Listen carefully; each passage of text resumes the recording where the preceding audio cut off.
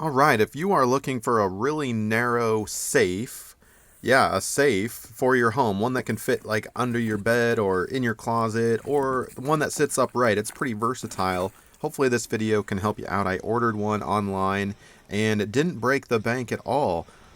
Safes that are this big typically I think can run 300-400 bucks, but I got this at a cool 150, maybe a little bit more or so from Amazon, and I'll put the link down below for this specific one and some other recommended items. So here it is out of the box, and it's wrapped pretty well in this bubble wrap. No visible denting or damage or anything like that. There's 2 keyholes. This is a manual key. There's no fancy fingerprint reader or anything like that.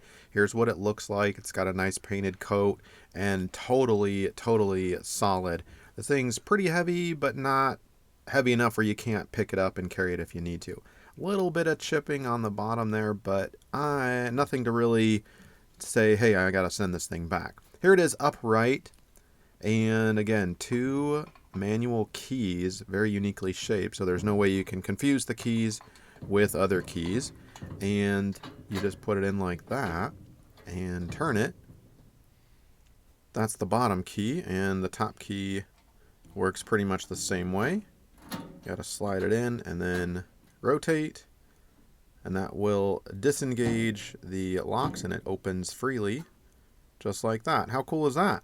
And you can put all kinds of things in here, anything you want. It's got a little bit of fad, nothing fancy, so you can certainly add like a pillow if you need to. And you can also bolt the back of this safe to a wall, and it includes the necessary hardware for that. Here are the locking mechanisms up close when you turn the key. These really thick bolts come out. Everything slides smoothly, nothing hangs up. And this foam padding, if you want, you can take that out like I'm gonna do. And 2 more top locking bolts there, so each key controls 2 of those. So pretty heavy duty.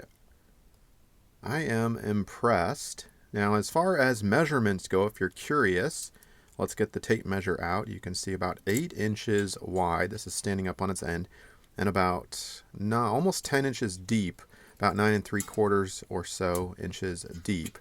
Now, from top to bottom, let's get this secured underneath here and bring that up. About 51 1/4 or so. This is a keeper, and hopefully this video helps you out.